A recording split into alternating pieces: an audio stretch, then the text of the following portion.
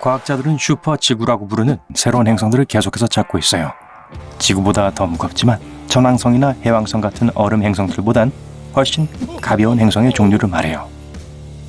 슈퍼지구는 바위, 가스 또는 이 두 가지의 조합으로 만들어질 수 있어요. 종종 지구보다 2배 심지어 10배 더 커요. 연구하기엔 흥미롭지만 우리로부터 아주 멀리 떨어져 있죠. 태양계 밖에서는 미니 해왕성 같은 흥미로운 행성들처럼 꽤 흔해요. 이것들은 가스 외성, 얼음 거성 또는 거대 암성 물체들이 될 수도 있어요. 하지만 다시 말하지만 우리에게 이런 건 없어요.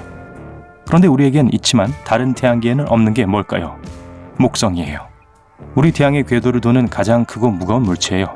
이 행성의 왕은 우리의 태양계를 지배할 수 있는 강력한 힘을 갖고 있어요. 목성은 행성을 먹는 걸로 악명 높아요. 약 45억 년 전 목성이 아직 어린 단계에 있을 때 원시 행성이 목성과 충돌했어요. 이 원시 행성은 지구보다 10배 더 무거웠고 얼음과 암석으로 이루어져 있었어요. 충돌은 엄청났는데 목성의 핵이 산산조각이 났고 헬륨과 수소는 밀도 높은 물질들과 섞였어요.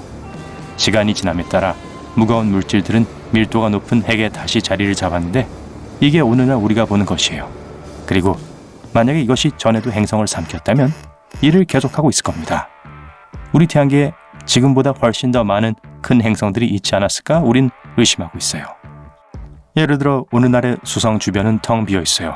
많은 다른 중심성 주변에 비슷한 곳은 확실히 지구와 해왕성 사이인 중간 질량의 행성들로 더 꽉 차 있어요. 우리 태양계는 태초에 혼란스러운 곳이었어요. 어린 별들은 소용돌이 치는 먼지와 가스로 이루어진 원반에 둘러싸여 있었고 행성들은 그 잔해에서 형성되었죠. 나무가 땅을 비집고 올라오는 것처럼요. 작고 바위가 많은 행성들은 항성 가까이서 이것의 강한 열과 빛 속에서 형성되는 반면 거대 가스 행성은 온도가 더 낮은 더 먼 곳에서 형성되었는데 이들이 더 많은 가스 물질을 보존할 수 있다는 걸 의미해요. 그리고 비록 우리 태양계의 행성들이 자신의 궤도를 돌면서 오늘날 꽤 안정적이면서 평화로워 보이지만 전에는 이렇게 차분하지 않았어요. 어떤 행성들은 원형의 궤도를 갖고 있지 않았는데 더 길쭉하고 더 기이한 궤도였죠. 처음엔 항성을 향해 움직였다가 점점 더 멀어져 갔어요. 마치 그 길에 있던 다른 행성의 중력에 의해 정상에서 약간 벗어나 던져진 것 같았죠. 그랜드텍이라는 이론이 있어요. 이건 태양계가 형성되던 처음 몇백만 년 동안에 일어났던 일을 설명해줘요. 어느 시점에서 여기 핵심 선수 중 하나인 목성이 우리의 중심성에 의해 안쪽으로 더 끌어당겨졌을지도 몰라요. 그런 다음 되돌아갔고 거대한 파편 구름을 가져갔어요. 마치 부표 주위를 돌 때의 범성과 같죠.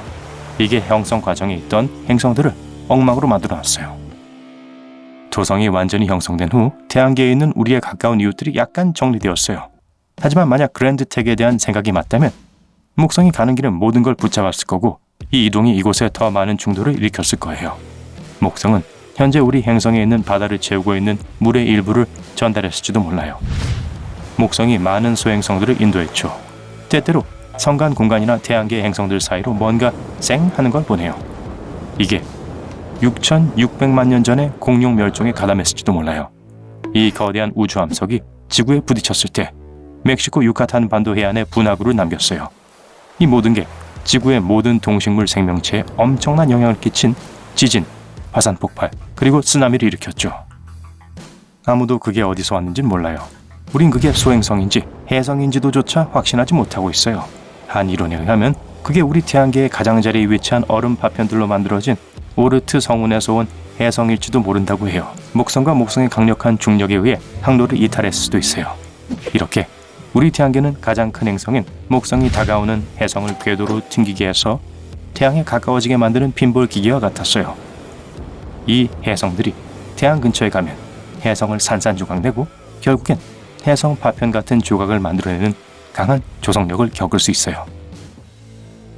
그 사건은 우리 포유류의 조상들이 통치하기 시작한 시점이었어요. 그 뜻은 목성이 없으면 우리도 없었을 수도 있다는 거예요. 지구도요. 마치 우리의 가장 큰 행성이 들어와서 오래된 행성들을 파괴하고 우리처럼 작은 세상을 위한 길을 열어준 것 같았죠. 목성은 우리가 지금 제9 행성을 찾을 수 없는 이유일지도 몰라요.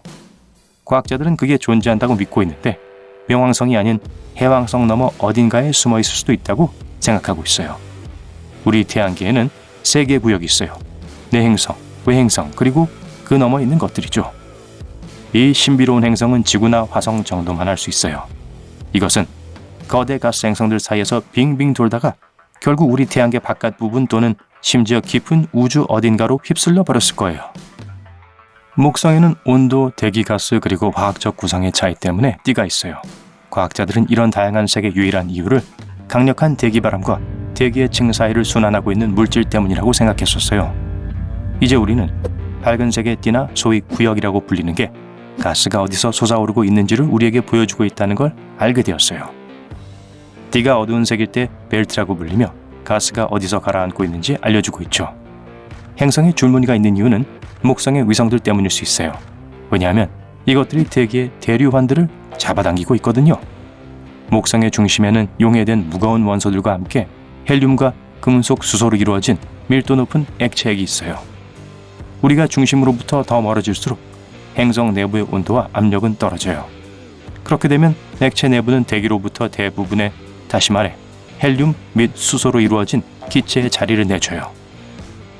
아무도 이 액체 가스 경계가 얼마나 깊은지 모르지만 이 행성은 아마도 구름 꼭대기 아래 수천 킬로미터는 완전 액체 상태일 거예요.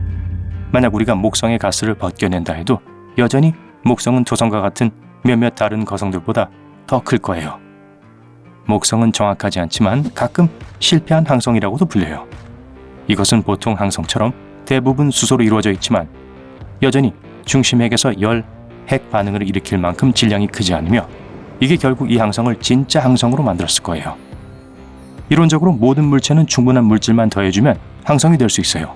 질량이 충분하다면 온도와 내부 압력이 상승해서 열핵 반응을 시작할 거예요. 그래서 목성을 태양과 같은 항성으로 바꾸기 위해선 목성을 1000배 더 크게 만들어야 해요. 하지만 더 차가운 적색 외성을 형성하기 위해선 목성 질량 80개만 더 있으면 돼요.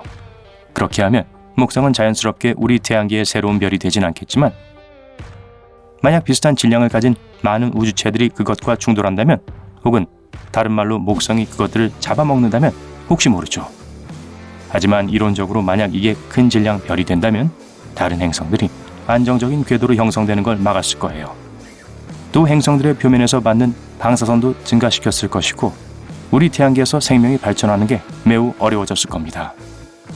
목성은 우리 태양계에서 가장 빠르게 회전하는 행성이에요.